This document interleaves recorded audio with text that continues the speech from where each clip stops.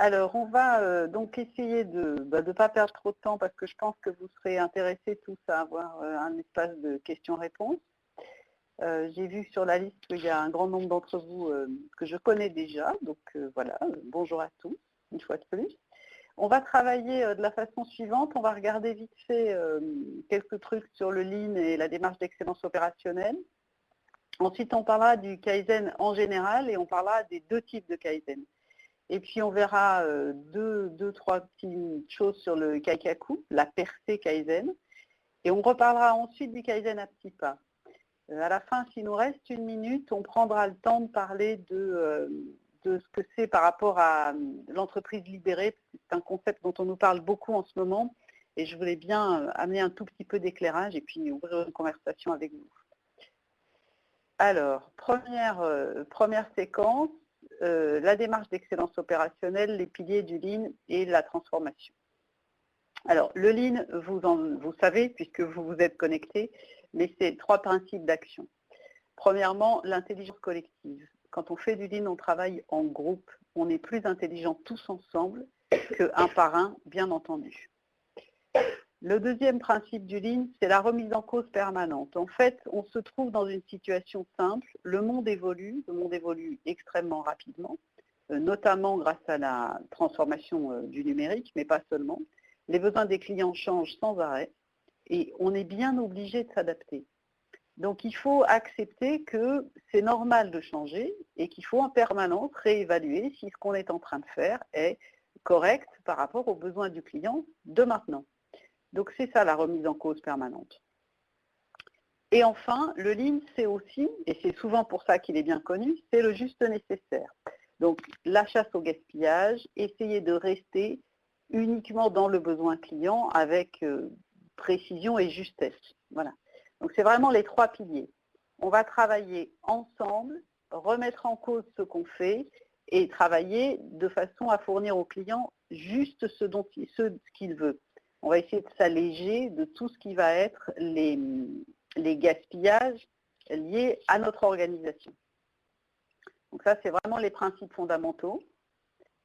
Après, une transformation Lean, c'est une transformation qui a lieu à tous les étages. Il y a une approche qu'on appelle top-down, l'approche descendante. Donc la direction, les dirigeants, ceux qui fournissent la vision, décident d'une transformation Lean et ils vont renforcer la capacité de transformation, ils vont motiver, supporter la démarche intégralement et donc en la faisant descendre dans la pyramide depuis la direction, le management intermédiaire jusqu'au terrain. Donc cette approche est absolument fondamentale dans une transformation Lean, mais elle est également fondamentale pour obtenir des espaces de Kaizen. Il faut absolument que les sponsors, que la direction soit là pour donner la voix. Voilà. Et le Lean, il se fait sur le terrain, par les acteurs de terrain, et c'est donc les acteurs de terrain qui vont pouvoir analyser les gaspillages, remonter les difficultés, et ces remontées, ces ajustements, ces informations, elles vont remonter bottom-up jusqu'à la direction pour que les projets soient les bons projets et pour que les améliorations se fassent à tous les étages, c'est-à-dire pas seulement Lean Manuf, mais Lean Support, Lean Service, etc. Voilà, donc ça c'était juste pour bien reposer le fait qu'on est top-down et bottom-up. Voilà, maintenant le Kaizen, parce que c'est quand même notre sujet. Alors le Kaizen, on va voir ça en trois points. Donc d'abord, le Kaizen, c'est un espace de libération, on va voir ce que je veux dire par là. On va aussi voir que le Kaizen, c'est deux types de démarches, mais ça, vous le savez sûrement, il y a tout un conflit au sujet de l'usage du mot Kaizen. Et on va comparer justement les deux Kaizen. Alors, premièrement, le Kaizen, c'est un moment de libération. Le Kaizen, c'est un moment qui est consacré à l'amélioration. C'est-à-dire qu'au lieu d'être dans un moment où on fait ce qu'on doit faire, la tâche, la production, on va s'occuper de réfléchir à comment cette tâche se déroule, est-ce qu'elle est bien faite. C'est un temps qui est consacré à l'amélioration. Et puis, c'est aussi un temps dans lequel on a une démarche de résolution qui est structurée. Donc, on ne fait pas du Kaizen en vrac, on a vraiment une analyse PDCA ou DMAIC. On va travailler de façon posée, portée. D'accord ? Donc c'est un moment à part, c'est un moment de suspension du travail quotidien et c'est en fait un espace de liberté. C'est un moment dans lequel les propositions d'amélioration peuvent être formulées, peuvent être amenées. C'est un moment où les irritants peuvent être résolus.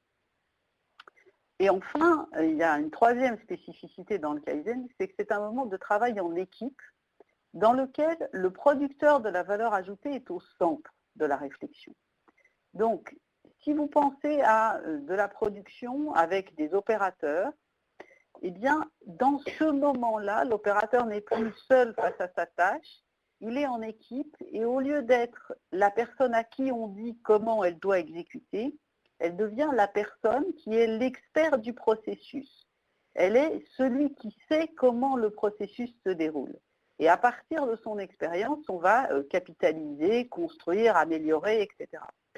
Donc c'est vraiment un moment de renversement en quelque sorte, mais pas vraiment de renversement, c'est un moment de rééquilibrage. Voilà. Dans ce moment aussi, les relations hiérarchiques sont suspendues puisque c'est plus du tout, l'ordre de circulation de l'information n'est plus du tout le même. Et enfin, c'est aussi un moment où les fonctions support ont une visibilité radicalement différente, que ce soit l'IT, les RH, la maintenance par exemple.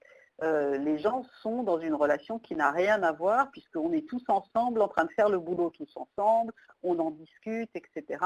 Il n'y a plus de conflit, quoi. Voilà, donc c'est vraiment un moment à part. Alors, il y a deux versions de Kaizen, hein. Le Kaizen qu'on appelle le Kaizen pas à pas ou le Kaizen à petits pas et le Kaizen par percée. Alors, le Kaizen pas à pas, donc c'est celui que je vous ai mis en bleu sur la droite, sur le slide, c'est l'état d'esprit de l'amélioration continue, d'intelligence collective, des actions concrètes, simples et peu onéreuses. C'est vraiment l'ensemble de ce qui va être fait comme démarche de transformation. Le Kaizen dont on parle très souvent, qu'on appelle la percée Kaizen, le Kaizen Flash, voire le Kaizen Blitz, ou méthode Oshin aussi, ce sont les démarches de Kaizen qu'on appelle en fait Kaikaku, les changements radicaux en très peu de temps. Et là, il ne s'agit pas de Kaizen, mais il s'agit de chantier Kaizen. Donc on va avoir un moment suspendu relativement long, parce qu'on parle d'un bloc de 5 jours, des fois 2 fois 3 jours, enfin, suivant ce qu'on arrive à faire et la disponibilité qu'on arrive à prendre aux opérations, mais c'est vraiment un moment hors du temps où on est concentré sur une tâche.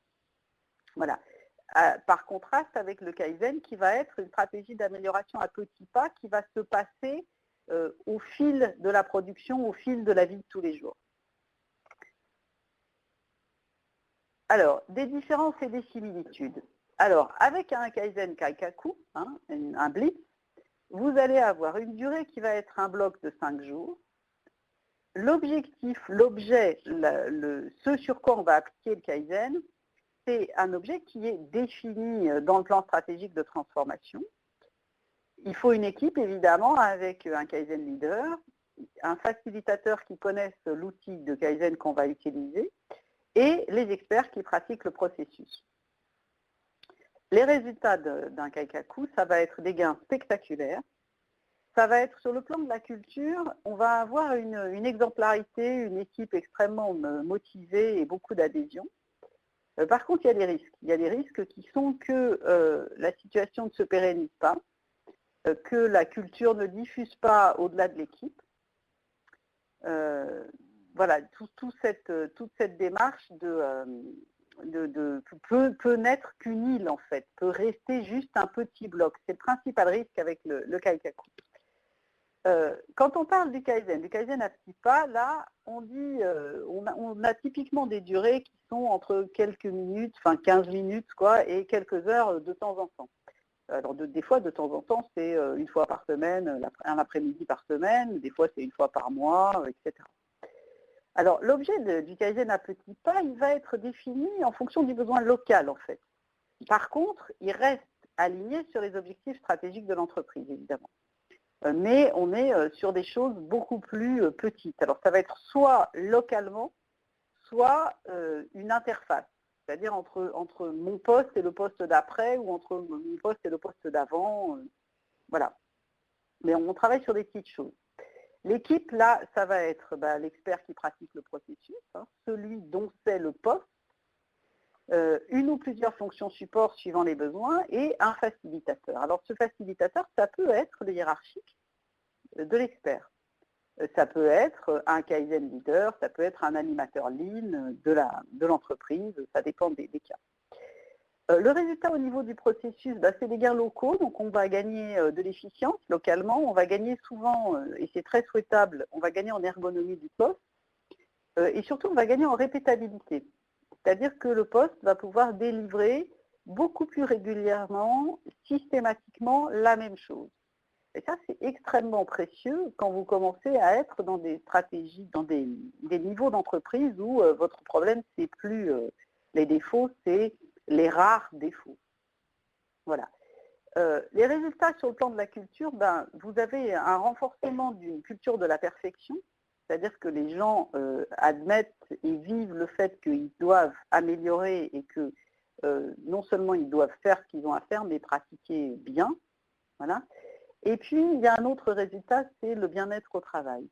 Et ça, c'est très spectaculaire. Quand les gens peuvent agir sur leurs conditions de travail et qu'ils peuvent les améliorer, ils sont beaucoup plus heureux et beaucoup plus investis dans ce qu'ils font. Le travail prend une dimension plus pleine, plus complète. C'est là où on dit ça redonne du sens, etc. Tout ce discours sur le sens et la valeur du travail, elle est portée, renforcée par cette démarche de Kaizen à petits pas.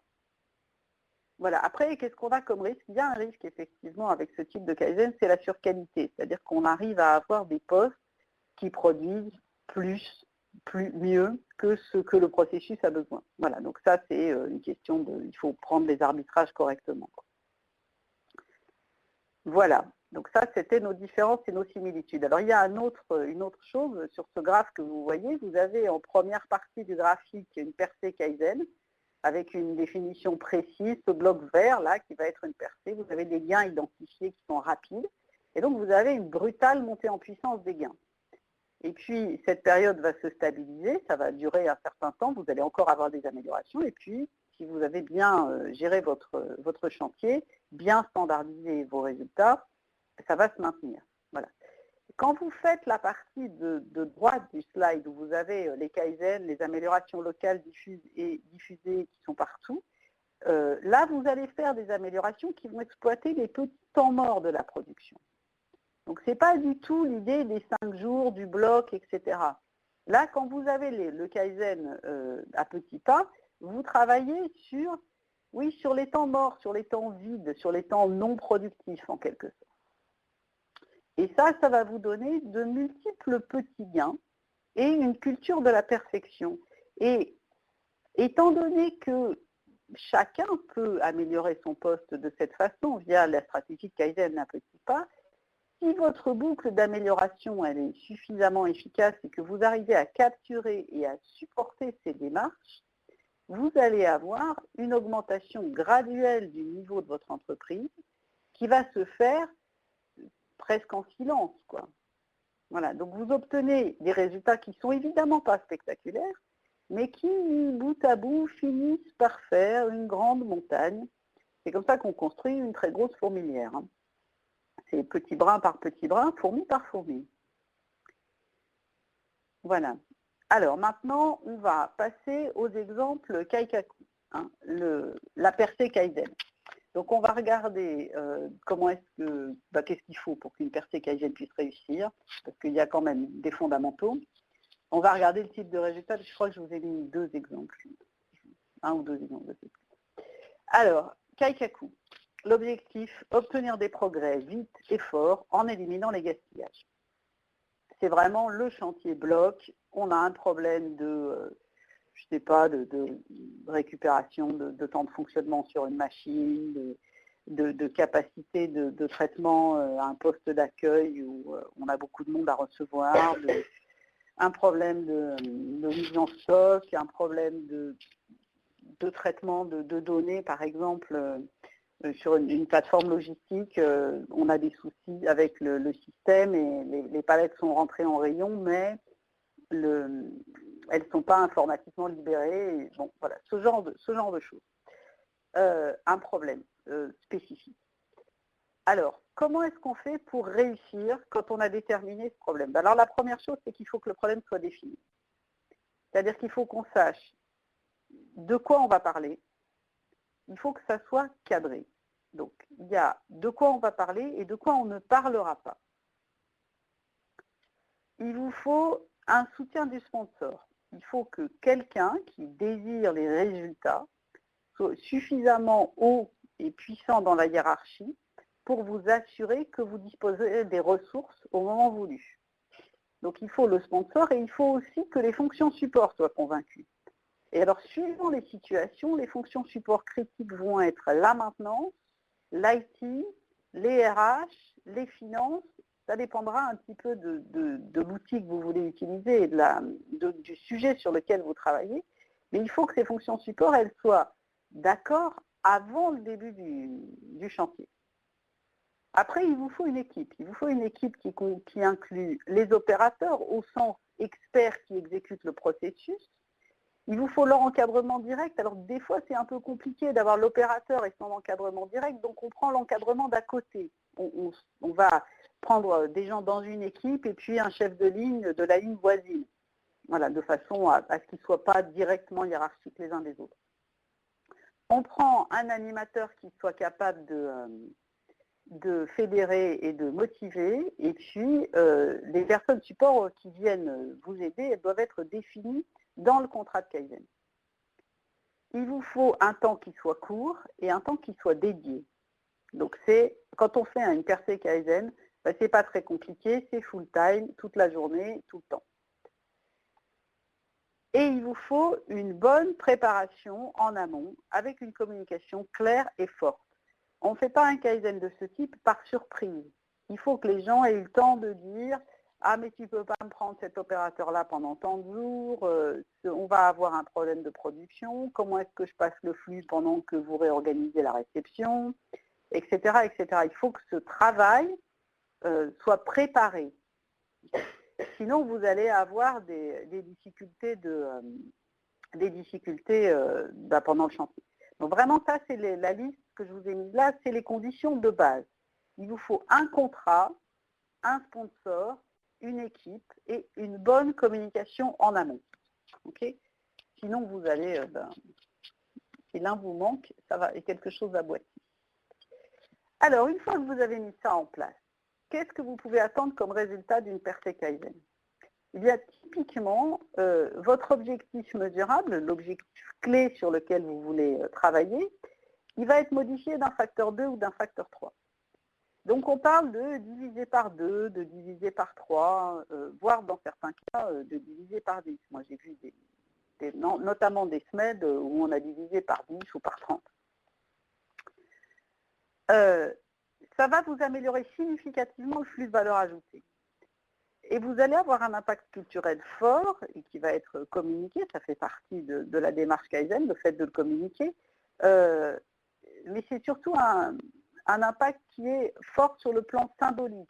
Les percées Kaizen, c'est très bien pour démarrer les transformations d'une part, et d'autre part sur les endroits où vous avez un vrai goulot dans le flux de valeur et que vous voulez dégouloter.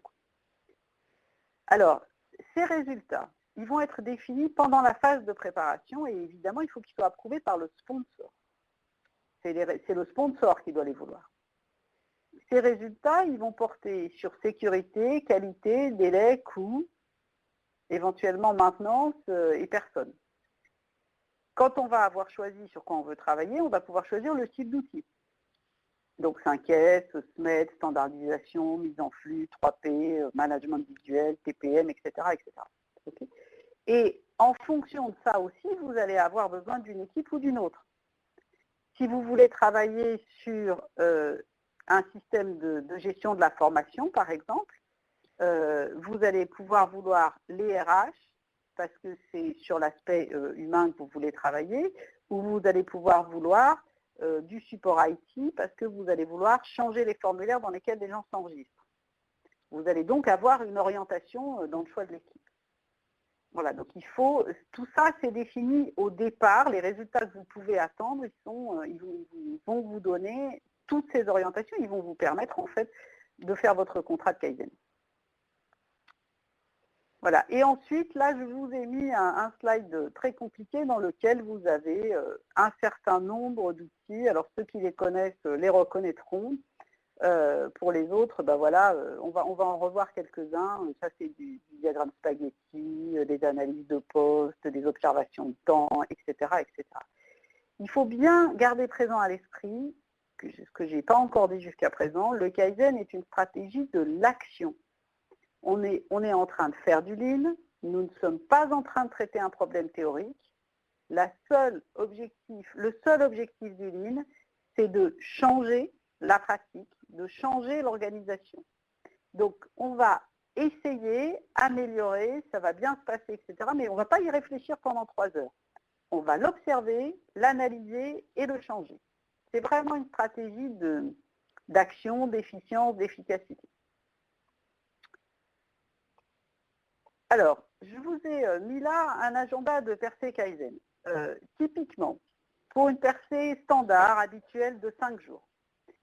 Le jour 1, on va s'occuper de mettre en place les règles de Kaizen. Alors, les règles de Kaizen, c'est ce qui est la base du mode de communication à l'intérieur d'un groupe de Kaizen. Donc, je vous disais, il n'y a pas de hiérarchie. Mais il y a un certain nombre de points qui sont, on va garder l'esprit ouvert au changement, on va avoir une attitude positive, on va créer un environnement qui soit exempt de reproches. Donc c'est un peu difficile quand on fait une animation de percée Kaizen, enfin, suivant les cultures d'entreprise, etc. Mais en fait, il ne faut pas laisser les gens dire du mal les uns des autres ou critiquer. Il n'y a que la construction qui est autorisée. Il n'y a pas de position ou de rang. Quand on fait un choix de solution, par exemple, tout le monde vote avec une voix. Il n'y a pas de question idiote, évidemment. Votre objectif dans les règles de Kaizen, c'est passer à l'action. Comprenez le processus et passez à l'action.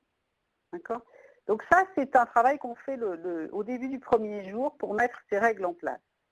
Malheureusement, ça ne veut pas dire qu'elles vont tenir toutes seules, il faut les renforcer en permanence. Hein ?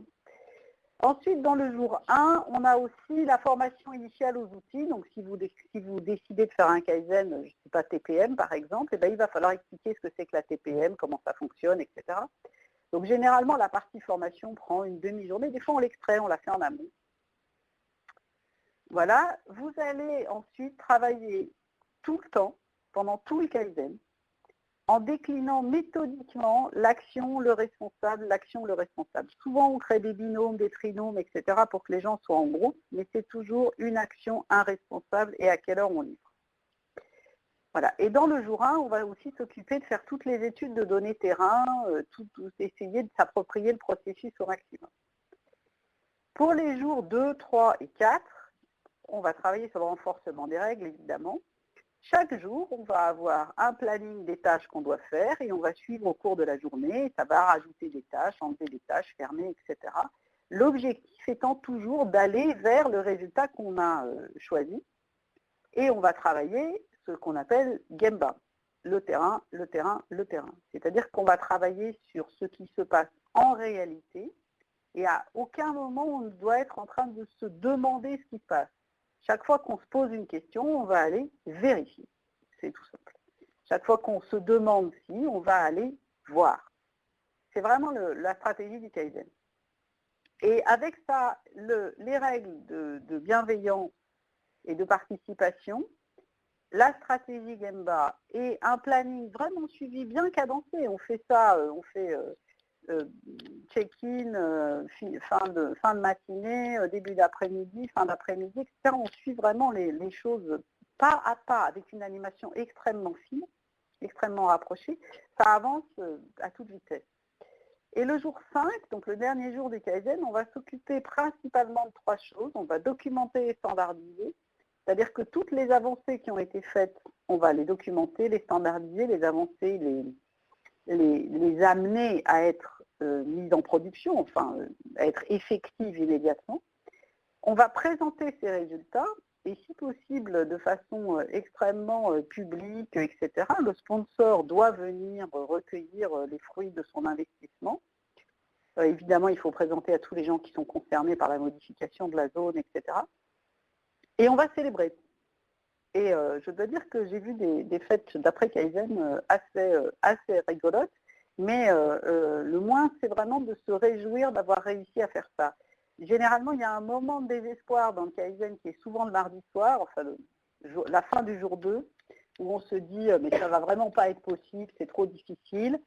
Et puis le jour 3, ça commence à marcher. Le jour 4, on commence à être complètement ahuri des résultats. Et le jour 5, c'est vraiment la fête. Et voilà, c'est vraiment... je sais que j'ai l'air de trouver ça bien, mais c'est parce que c'est vraiment bien. Voilà, un premier exemple, un exemple de SMED. Alors le SMED, c'est un des outils qu'on utilise, Single Minute Exchange of Dice. C'est l'outil qu'on utilise pour, vous savez la Formule 1, changer 4 roues, laver un pare-brise et faire un plein en 4 secondes et demie. Là. Voilà. C'est vraiment l'idée de, je fais une production, je traite un type de dossier, ou, etc. Voilà, et j'interromps mon activité pour changer de modèle, pour changer de série. Eh bien, ce temps-là, le temps entre la fin du dernier, la production de la dernière pièce bonne en quelque sorte, et la production de la première pièce bonne, pendant ce temps-là, je ne produis pas. Or, je peux avoir besoin de ce temps. Voilà. Donc, on va travailler sur ce temps pour essayer de le réduire. Alors, un objectif typique de SMED, c'est diviser par 2 le temps de changement. Voilà. Donc, c'est... voilà. Donc, c'était l'objectif du SMED que j'ai pris là, c'est un cas réel, hein, évidemment, c'est l'exemple que j'ai pris là. Donc, l'équipe, 7 personnes plus un animateur Kaizen rompu au SMED, et pendant 5 jours. Et le résultat, on leur avait demandé de diviser par 2, ils ont fait un peu plus que ça, ils ont fait moins 64%. Donc, ils n'ont pas loin de diviser par 3 en fait. Ils ont, pour faire ça, réorganisé les approvisionnements, supprimé des manutentions, etc. Mais du coup, il n'y a plus de manutention lourde, le stock de matières premières a diminué, etc. Ils ont diminué des 3/4 les déplacements et ils ont optimisé le flux de production et du coup, le nombre d'opérations a pratiquement été divisé par 2. Donc, moins 45%. Donc, genre, il y avait 24 opérations, il y en a 12. Voilà. Et ils ont créé des standards, c'est-à-dire que maintenant, ces opérations sont standardisées et la répétitivité est bien meilleure. Alors, ça, c'est typiquement un résultat qui a été fait par quelqu'un de chez nous, enfin, qui a été pas fait par quelqu'un de chez nous, qui a été escorté et animé par quelqu'un de chez nous. Il a évidemment été fait par les experts du processus. Voilà quelques exemples. Vous voyez les experts en question en train de bosser dessus. Là, je vous ai mis quelques photos en bas qui sont du diagramme spaghetti. Donc, je suis, voilà, ça c'est vraiment la vraie vie du Kaizen. On est tous sur le terrain en train de faire des essais, etc. On fait des diagrammes spaghetti, c'est-à-dire qu'on a le plan et on regarde comment le déplacement se produit. Voilà, de tout ce type de travail. Là, vous voyez celui-là, là. Après, voilà, bon, là, vous avez donc le travail d'analyse. Donc, ils avaient fait une étude d'ergonomie du poste. Hein, ils sont à 5,45. Ils ont regardé les principaux dysfonctionnements. Ils ont regardé là, ce que vous voyez, c'est du bar chart de charge. Donc, on voit qu'il y a des postes qui sont trop chargés, des postes qui ne sont pas assez chargés. Donc, comment on fait? Là, vous voyez le groupe en train de bosser. Ils sont en train de choisir sur quelles améliorations ils vont travailler. Voilà, c'était juste pour vous donner un peu d'éclairage de ce qui se passe dans la vraie vie, quoi. Les voilà à l'action. Là, vous avez typiquement un suivi d'action de heure par heure. Vous avez les petits camemberts sur le côté, sur la photo, où on va voir l'avancée. Et puis, bon, là, vous voyez les gens en train de réétiqueter, de réorganiser. Enfin, on fait le travail, quoi, littéralement. En voilà d'autres. Alors, un autre exemple de Kaizen. Donc là, on va parler d'un exemple d'un Kaizen qui s'appelle 3P. 3P, c'est un processus assez rare, un Kaizen assez rare qui porte sur la créativité et le redesign de processus ou le design de nouveaux produits. Là, l'objectif de ce Kaizen, c'était de refaire un processus de prod pour être sur une production qui soit 100% bonne du premier coup. Donc, et je vois qu'il faut vraiment que je mette le turbo.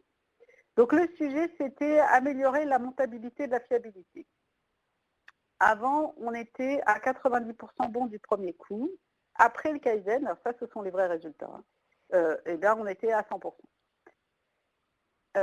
La surface occupée était de 64 mètres carrés avant, et après, elle était de 20 mètres carrés. Le temps de cycle est passé de 783 à 182 secondes, ce qui économise en gros 10 kg de main-d'œuvre directe. Hein.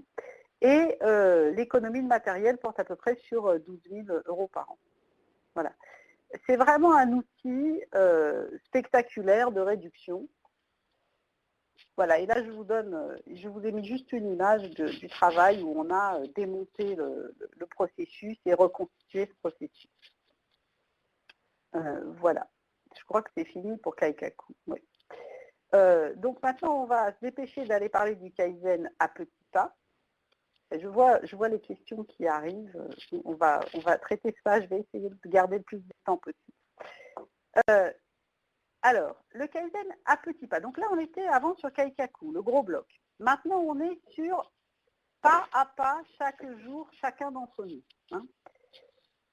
Le Kaizen à petits pas, c'est une démarche locale qui va porter chaque jour sur chaque activité. Comment faire mieux, plus juste et plus efficace. Il s'agit d'améliorer son propre poste en termes de faire produire à mon propre travail plus de valeur ajoutée dans le même temps. Ou alors, on peut aussi avoir des améliorations comme ça, pas toutes petites, sur les interfaces entre son activité et l'activité suivante ou précédente. Si je prends un exemple, alors typiquement un exemple dans les services, je suis, je sais pas, je suis un manager quelconque, j'ai une réunion à animer qui va être une réunion un point de coordination de la gestion du plateau d'appel téléphonique. Voilà. Donc, j'ai un certain nombre de personnes là-dedans, j'ai une plateforme téléphonique et je fais mon point de coordination. La démarche de Kaizen, elle va être pour l'animateur de cette réunion, pour la personne dont cette réunion est la tâche, d'accord, de se demander si la réunion a été efficace et comment est-ce qu'elle pourrait être plus efficace. Donc, on va avoir un temps de réflexion en se demandant, voilà, j'étais dans cette réunion, j'avais 8 personnes avec moi, qui n'a pas contribué? Est-ce qu'il y a des gens qui n'ont pas rien eu à dire? Pourquoi est-ce qu'ils n'avaient rien à dire alors qu'ils étaient là? Quelles actions je mets en place?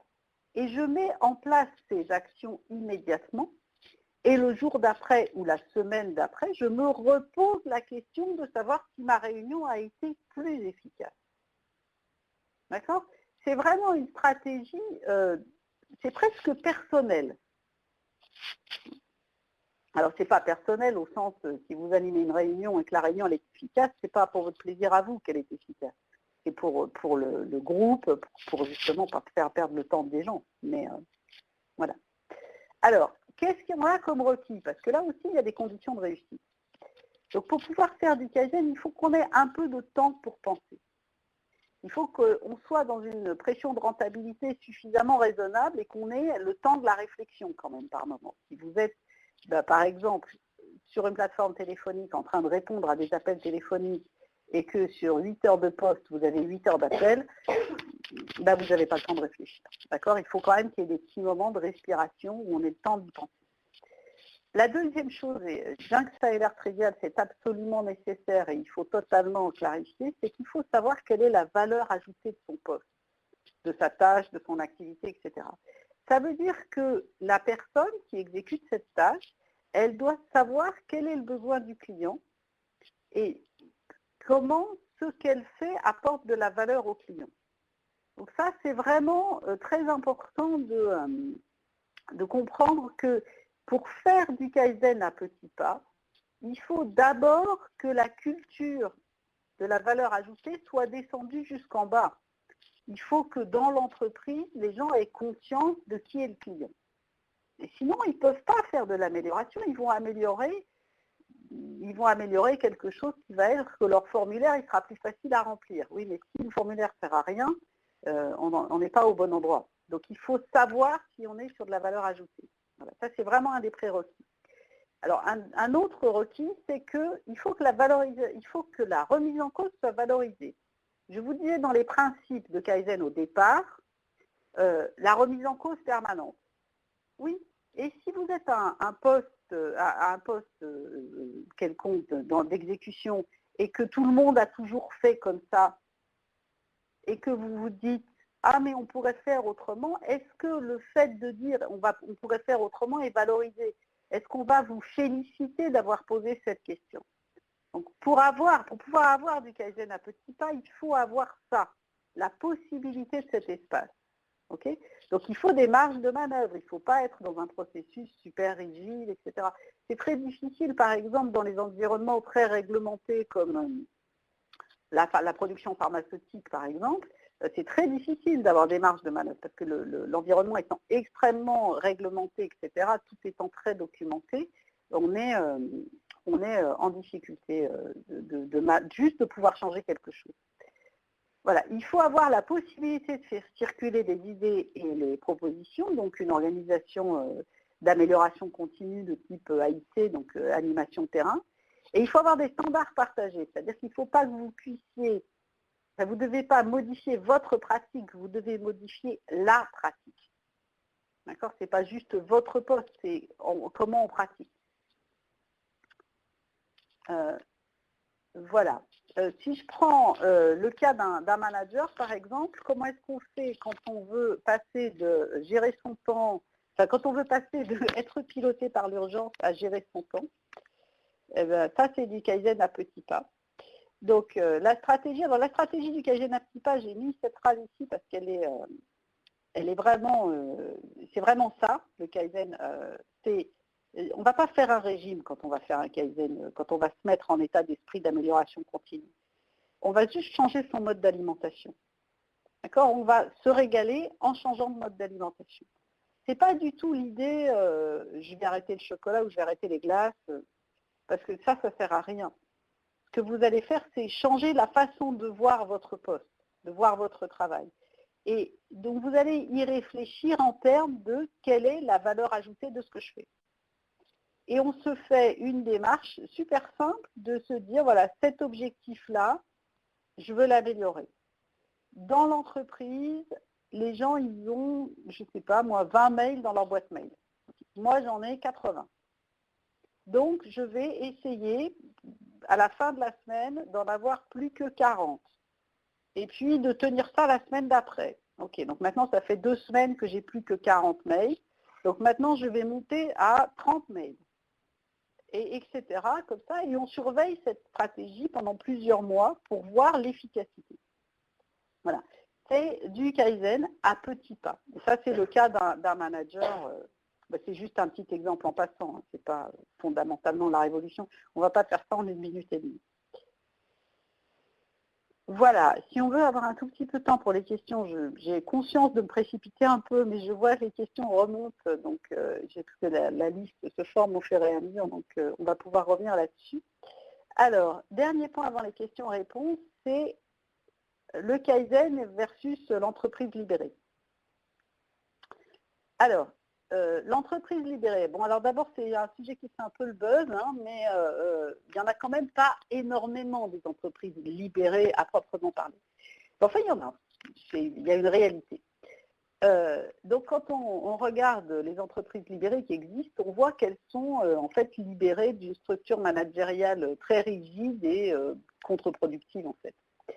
Et alors généralement, la transition se produit de façon relativement radicale, c'est-à-dire que la fonction d'encadrement opérationnel est redistribuée dans les ressources d'exécution. Donc les gens qui sont les exécutants de la tâche ont suffisamment d'informations et cette information est suffisamment structurée pour qu'ils puissent prendre des décisions et être autonomes. Donc cette situation-là, elle peut créer une situation propice à l'amélioration continue, puisqu'il faut que les idées puissent circuler facilement pour que ça marche. Voilà. Mais il faut quand même pas s'imaginer qu'une entreprise libérée, c'est Woodstock, genre. C'est pas du tout ça. Une entreprise libérée, c'est une entreprise dans laquelle il y a des standards de travail qui sont en place, qui sont très bien suivis et très bien structurés. On a, dans une entreprise libérée, un pilotage de performance et de l'activité qui est aussi suivi et structuré. Évidemment, il est suivi d'une façon positive, c'est-à-dire j'avais 50 dossiers à traiter dans la journée, j'en ai traité 38. Pourquoi est-ce qu'il y en a 12 que je n'ai pas traités? Et la question de pourquoi il y en a 12 que je n'ai pas traitées, elle porte sur quelles sont les choses que je dois résoudre pour que je ne sois plus empêchée de traiter ces 12 dossiers. D'accord? Elle ne porte absolument pas sur c'est la faute de qui. Vous voyez ce que je veux dire? On est vraiment dans une vision d'amélioration positive. Voilà. Mais ça veut dire aussi qu'on a une vision de la valeur ajoutée qui est extrêmement claire. Dans une entreprise libérée, on sait ce qu'on doit faire pour le client. Donc cette information, elle est diffusée intégralement. Voilà. Et donc, tout ça, ça permet de capitaliser et de diffuser les améliorations. C'est l'intérêt du système. Donc, dans ce sens-là, oui, le Kaizen à petits pas et l'entreprise libérée sont assez voisines. Le contexte est le même. Voilà. Après, la suppression radicale de la hiérarchie, bon, il faut voir, quoi. Il y a des gens qui ne peuvent pas travailler dans ces conditions-là. Je ne sais pas si c'est une fin en soi, moi je n'arrive pas à me rendre compte, voilà, de là où je parle pour l'instant. Moi, ce que je sais, pour l'avoir vraiment expérimenté personnellement, c'est que le Kaizen et le fait de pouvoir améliorer son poste, c'est une façon d'améliorer le bien-être au travail. Voilà. J'espère que j'en ai pas trop sauté. Alors oui, juste, je me dépêche de vous dire qu'on a un module de formation au Kaizen qui dure 3 jours. Tu veux en parler, Sylvie? Non, c'est bon. Ok. Voilà. Voilà. Donc ce qu'on va faire par contre, c'est qu'on va passer aux questions-réponses. Ça vous va? Alors du coup, Corinne, je t'ai mis la liste de questions à droite. Si tu veux du coup y répondre directement. On gagnera peut-être plus de temps si je te les pose pas. D'accord. Alors, dans la liste des questions donc, que Sylvie a relevées au fur et à mesure de ce que vous avez posé dans le chat, j'ai une question qui est comment peut-on motiver les gens à se poser la question lors de leur travail? Alors, ça c'est typiquement, je pense, une question qui porte sur comment faire pour qu'ils proposent des améliorations. Oui, c'est un point effectivement très délicat. C'est vraiment une question d'environnement et de valorisation de la remise en cause. Il faut que les gens soient valorisés pour le faire. Alors il y a des stratégies super simples, genre s'il y a des propositions d'amélioration, toute l'équipe a des glaces gratuites à la cantine, etc. Il y a des choses vraiment qui sont presque de l'ordre des goodies, quoi. Mais ce qui en fait est critique et vraiment crucial, c'est 2 choses. C'est le fait que l'encadrement intermédiaire soit capable d'entendre ces propositions d'amélioration et deuxièmement le fait qu'il soit possible de les mettre en place. D'accord? Donc quand quelqu'un propose une amélioration, il faut que cette amélioration soit prise en compte. Sinon, il ne va pas vous la proposer 50 fois. Hein. C'est-à-dire une fois qu'il vous aura proposé 2 fois et que ça n'aura rien donné, ça n'aura rien donné. Alors, après, le Kaizen est-il applicable à autre chose qu'un processus de production? Par exemple, qui fait quoi pour qui dans le domaine des services? Alors, dans le domaine des services, alors nous, on travaille beaucoup dans le domaine des services chez XL, on travaille dans la banque, dans la logistique, on travaille à l'hôpital, on travaille, enfin, voilà, là, on travaille sur les plateformes web, des choses comme ça. Alors, les objets qu'on transporte dans les services sont moins, à proprement parler, matériels que dans la production. vraiment l'industrie, quoi. C'est-à-dire que c'est des pièces qu'on ne voit pas. Okay. Mais de la même façon, quand vous faites circuler des documents comptables dans un circuit d'approbation SAP, par exemple, vous êtes littéralement en train de suivre un processus. Et donc, ce processus est améliorable. Vous allez pouvoir l'analyser de la même façon qu'un autre processus avec une VSM, un Value Stream Mapping. Alors, en général, quand c'est vraiment du service, on utilise diagramme de flux, mais c'est fondamentalement, ça c'est pas radicalement différent. Et vous allez avoir la même valorisation et voir les mêmes endroits où il y a des temps perdus et les mêmes accumulations de travail à faire. Vous allez trouver des gens qui vont, par exemple, traiter les demandes une demande d'ouverture de droit sur des applications, par exemple. C'est typiquement du support IT. Voilà. Et bien, les gens, ils vont traiter ça le vendredi après-midi, par exemple. Voilà, parce que c'est le moment où ils sont tranquilles pour le faire.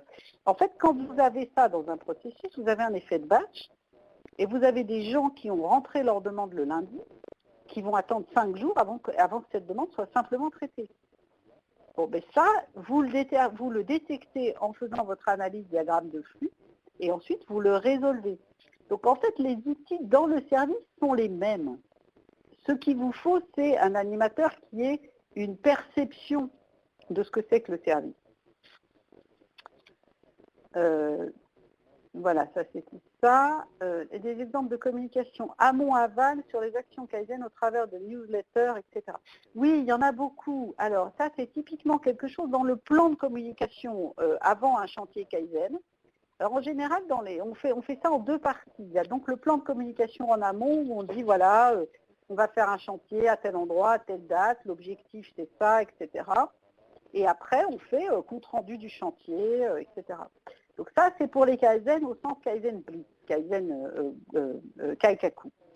Pour les Kaizen à petits pas, ce qu'on va faire dans l'équipe de communication de large diffusion, c'est qu'on va travailler sur le nombre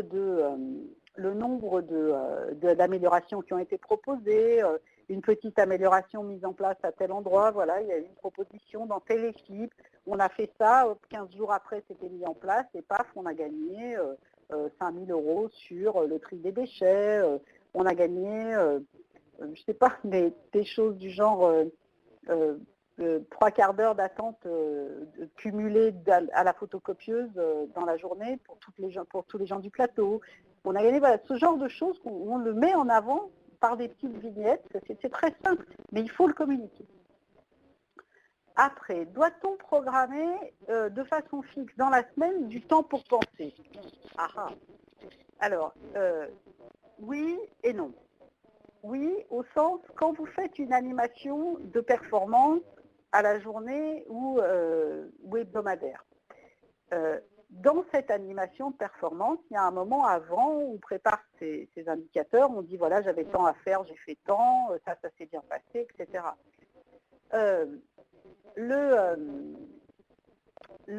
Donc ça, c'est un temps, au moment de la préparation de cette réunion, on a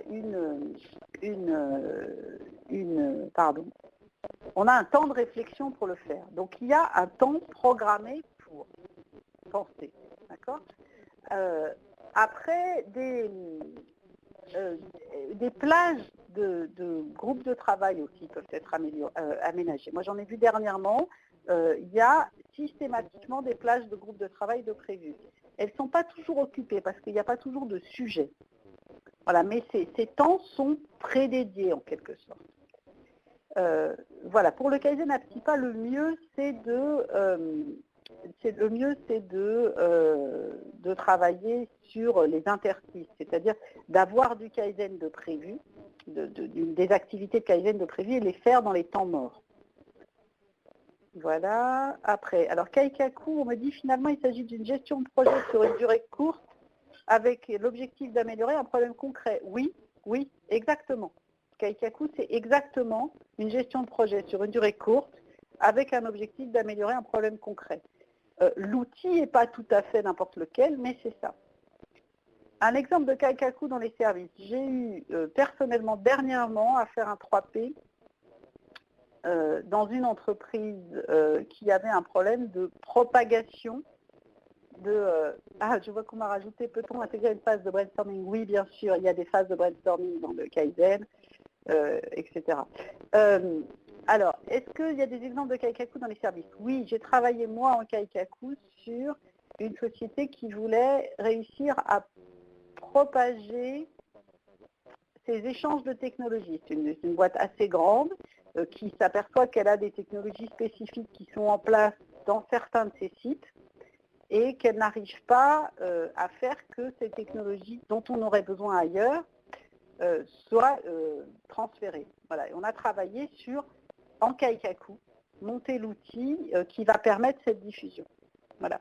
Le projet était prévu au départ de durer 2 ans. On a fait, grâce à la stratégie de Kaikaku, et c'était du 3P l'outil, on a fait un premier livrable 6 semaines plus tard. Voilà. Et on a fait un processus incrémentiel, on a construit un processus incrémentiel avec une série de couches de livrables et le premier livrable 6 semaines plus tard est sorti à date. Oui, oui, les exemples de Kaikaku dans les services, il y en a beaucoup, il faut nous téléphoner. Est-ce qu'on doit obligatoirement indexer sa rémunération sur les résultats escomptés? C'est une question de consultant. C'est vous qui voyez, nous on ne fait pas ça. Voilà. Nous on fait pas, on n'indexe pas sur les résultats, c'est la source de conflit, et puis de toute façon les résultats ne nous appartiennent pas, ce sont les résultats de l'entreprise. Nous ce qu'on produit ici, c'est on travaille à produire de l'adhésion et de la culture. Évidemment ça a produit des résultats, mais c'est pas l'objectif. Alors, si je comprends bien, pour un Kaizen à petit pas, on n'a pas besoin de monter une équipe dédiée à l'amélioration. Oui et non. C'est-à-dire que si on fait du Kaizen à petits pas, on a besoin que l'équipe tout entière soit capable de se dédier à l'amélioration. On a besoin que la hiérarchie de la personne soit capable de comprendre qu'il y a de l'amélioration continue et qu'elle est la ressource pour, je ne sais pas moi, changer un classement de dossier, faire une modif IT, etc. D'accord? Donc il faut que, on n'a pas une équipe spécifique, mais il faut quand même un facilitateur et il faut que la culture est diffusée. Alors, les différences entre un Kaikaku et un Six Sigma. Ah, ça c'est une question très intéressante. Alors, Kaikaku, ou Kaizen, il va vous permettre d'augmenter la capacité du processus. Et éventuellement d'améliorer sa répétabilité, etc. Il va vous permettre de, ce qu'on appelle nous, de déplacer la moyenne. C'est-à-dire que votre processus, avant le Kaikaku, il se comporte d'une certaine façon et après, il va pouvoir faire plus, produire plus en quantité, etc. Quand on fait un projet Six Sigma, où on a une analyse des MAIC, alors, quand on travaille sur un projet, sur un processus avec l'objectif de réduire sa variabilité. Donc, quand on fait du Six Sigma, on va analyser, on va mesurer, etc. Donc, la démarche DMAIC, elle est la même en Kaikaku. Elle est la même, c'est fondamentalement la même. Mais en Kaikaku, on ne fait pas d'analyse statistique. C'est vraiment extrêmement marginal. Alors qu'en Six Sigma, il y a un moment où votre modèle, votre processus est trop complexe pour que vous compreniez les tenants et les aboutissants. Donc vous allez construire un modèle statistique de ce que vous avez comme processus réel, analyser ce modèle statistique de données, et à partir de là, dire, OK, mon modèle statistique me montre une corrélation entre ça et ça. Est-ce que j'ai une relation et est-ce que je peux piloter mon processus à partir de ça? Donc, vous n'avez pas cette phase statistique dans le Kaikaku. Voilà, donc il y a quand même une différence majeure à ce niveau-là. Alors, 3P, oui, 3P, pardon, c'est moi qui j'aurais dû vous dire ça. Production Preparation Process. Donc, c'est tout ce qui va être les processus de préparation de la production ou les processus de préparation du produit. Voilà, je vois que j'ai encore toute une liste de questions. Alors, comment inverser la tendance sur les sujets qualité? Plus des sujets qualité sont bordés, détection automatique, plus il y a de problèmes, Que faut-il mettre en place?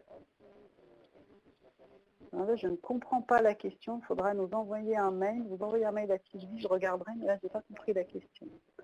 Alors, le Kaizen à petit pas pose un problème de valorisation des gains. Comment peut-on chiffrer les gains, par exemple, pour la mise en œuvre du 5S?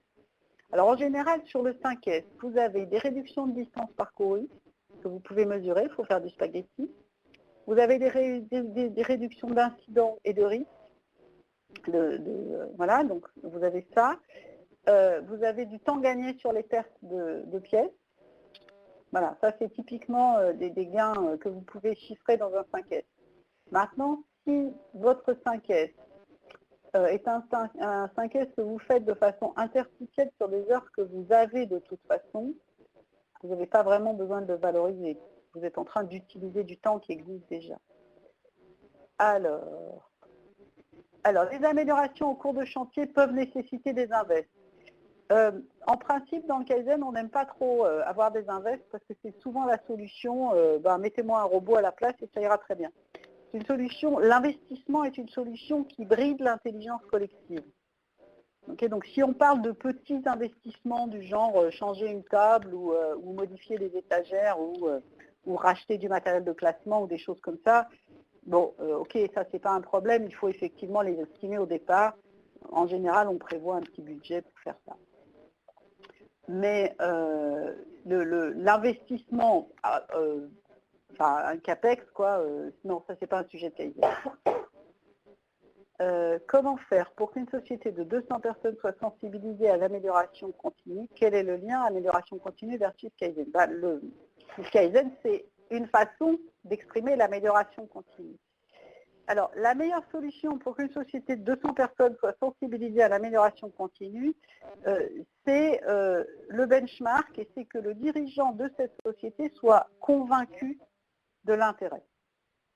Si le leader, celui qui donne la direction, est convaincu, ça va se propager.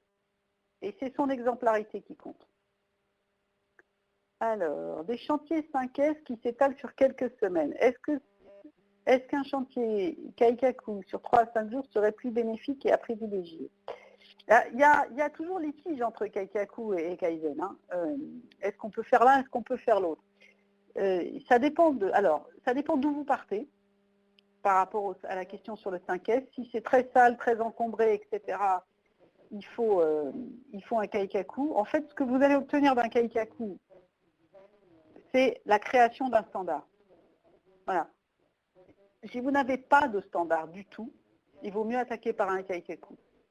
Parce qu'il faut mettre en place du standard. S'il y a déjà des standards en place, vous pouvez travailler en Kaizen et en petits pas. Je perds mon micro, on ne va pas s'en sortir. Voilà. Alors, quels sont les différents projets de transformation réalisés dans les fonctions finance avec la méthode Kaizen? Alors, dans les fonctions finance. Alors, la fonction finance, c'est toujours une fonction super intéressante parce que c'est une fonction qui a énormément de délais à tenir. Donc, en général, ce qu'on fait, les Kaizen qu'on fait en finance, ils vont porter sur des tenues de délai, des temps investis, le temps de traitement pour réaliser un dossier. On fait des projets que je connais chez nous.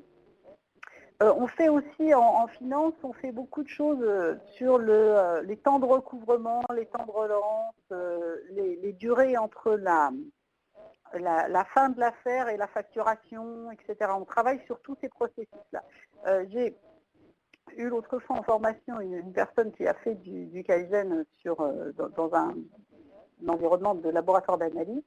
Et une des choses qu'ils ont trouvées, par exemple, c'est qu'il y avait un temps entre la complétion du travail d'analyse et la facturation qui était extrêmement long, de l'ordre de 30 jours. Simplement parce que cette activité n'était pas considérée comme prioritaire. Voilà. Donc ils ont ramené ça à 2 jours, c'est-à-dire qu'à partir du moment où c'est fait, on facture, c'est tout, tout va à la suite, quoi. Grâce à un chantier value stream et réorganisation du flux de valeur. Voilà, un chantier VSM. Bon, voilà un exemple, quoi.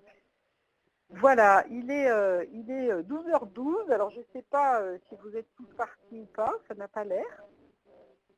Mais donc, voilà, on va peut-être, on peut encore continuer quelques minutes si vous voulez. Je suis à peu près arrivée au bout des questions, je crois. Il y en a encore d'autres. Oh là là, non, il y en a encore plein. Alors, le budget réservé, la finance. Alors, comment se fait la différence entre PRC Kaizen et Scrum dans les processus R&D et industrialisation? Alors, c'est une bonne question. Donc, le Scrum, c'est une méthode de développement accéléré et ça n'est pas radicalement différent du Kaizen.